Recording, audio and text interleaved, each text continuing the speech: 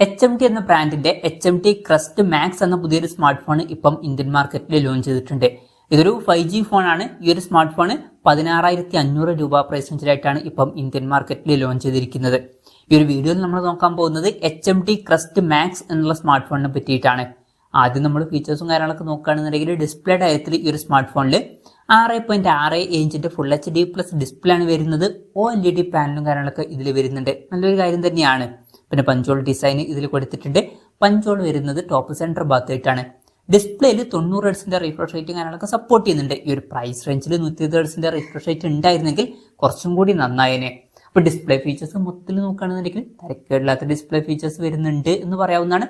120 ഹെർട്സിന്റെ refresh rate ഉണ്ടായിരുന്നെങ്കിൽ കുറച്ചും കൂടി നന്നായേനെ. പിന്നെ OLED പാനൽ ഉണ്ടെങ്കിലും ഇതിൽ സൈഡ് മൗണ്ടഡ് ഫിംഗർ പ്രിന്റ് സെൻസറാണ് കൊടുത്തിരിക്കുന്നത്.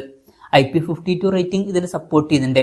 പിന്നെ എടുത്തു പറയേണ്ട ഒരു കാര്യം എന്ന് പറയുന്നത് പാർട്സ് ഒക്കെ നമുക്ക് ഈസി ആയിട്ട് റിപ്പയർ ചെയ്യാൻ പറ്റുന്നതായിരിക്കും. അപ്പം നമുക്ക് വേണമെന്നുണ്ടെങ്കിൽ സ്വന്തമായിട്ട് തന്നെ റിപ്പയർ ചെയ്യാവുന്നതാണ്. അപ്പം അത് നല്ലൊരു കാര്യം തന്നെയാണ്. ഗ്ലാസ് ബാക്ക് ബോഡിയും കാര്യങ്ങളൊക്കെ ഇതിൽ കൊടുത്തിട്ടുണ്ട്. ഇനി പ്രോസസ്സറിന്റെ കാര്യത്തിലോട്ട് വരികയാണെന്നുണ്ടെങ്കിൽ യൂണി SoC T760 എന്ന പ്രോസസ്സർ ഇതിൽ കൊടുത്തിട്ടുണ്ട്. ഇത് 16,500 രൂപ പ്രൈസ് റേഞ്ചിൽ തരക്കേടില്ലാത്തൊരു പ്രോസസ്സറാണ് എന്ന് പറയാവുന്നതാണ്. അത്രേ ഉള്ളൂ. ബെസ്റ്റ് എന്നോ അല്ലെങ്കിൽ മികച്ചൊരു പ്രോസസ്സർ എന്നോ ഒന്നും പറയാൻ പറ്റില്ല. അപ്പം ആവറേജ് ആയിട്ടുള്ള തരക്കേടില്ലാത്തൊരു പ്രോസസ്സർ എടുത്തിട്ടുണ്ട്.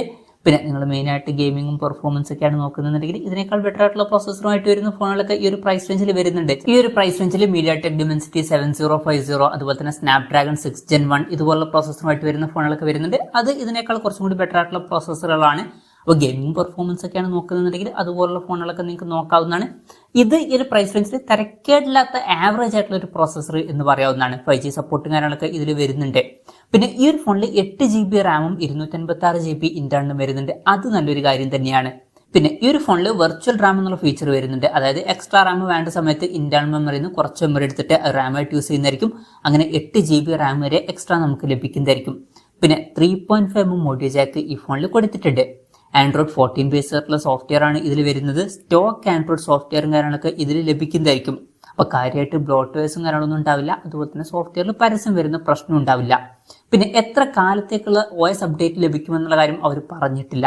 ചിലപ്പം ഇതിൽ കൂടുതൽ OS അപ്ഡേറ്റും കാര്യങ്ങളൊന്നും ലഭിച്ചോളണം എന്നില്ല. പക്ഷെ 2 കൊല്ലത്തേക്കുള്ള സെക്യൂരിറ്റി അപ്ഡേറ്റ്സും കാര്യങ്ങളൊക്കെ ഇതിൽ ലഭിക്കുന്നതായിരിക്കും. ക്യാമറയുടെ കാര്യം പറയുകയാണെന്നുണ്ടെങ്കിൽ ഫോണിന്റെ പിന്നിൽ ട്രിപ്പിൾ ക്യാമറ സെറ്റപ്പാണ് വരുന്നത്. 64 mega pixel main camera sensor ഇതിൽ വരുന്നുണ്ട്. 5 mega pixel ultra wide angle lens കൊടുത്തിട്ടുണ്ട്.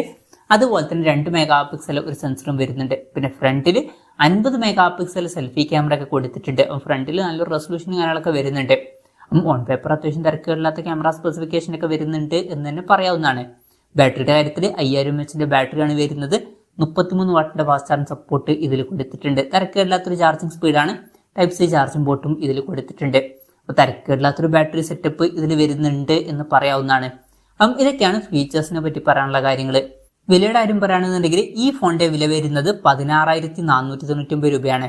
പിന്നെ ഇനീഷ്യലി ചില ഓഫേഴ്സ് ഉണ്ട്. ഓഫർ കഴിഞ്ഞിട്ട് 14,999 രൂപയ്ക്ക് ഈ ഫോണിൽ ലഭിക്കുന്നതായിരിക്കും.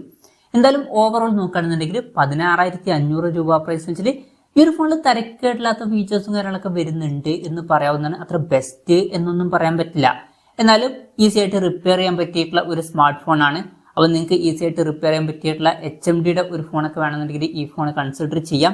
പക്ഷേ ഈ ഒരു പ്രൈസ് റേഞ്ചിൽ ഇതിൽ ബെസ്റ്റ് ആയിട്ടുള്ള ഫീച്ചേഴ്സ് വരുന്നുണ്ട് എന്നൊന്നും പറയാൻ പറ്റില്ല. ഹൈലൈറ്റ് ആയിട്ടുള്ള കാര്യം എന്ന് പറയുന്നത് ഈസി ആയിട്ട് റിപ്പയർ ചെയ്യാൻ പറ്റും എന്നുള്ള കാര്യം തന്നെയാണ്. എന്തായാലും HMD Crest Max എന്ന സ്മാർട്ട് ഫോണിനെ പറ്റിയിട്ടുള്ള നിങ്ങളുടെ അഭിപ്രായം ജസ്റ്റ് ഒന്ന് കമന്റ് ചെയ്യുക.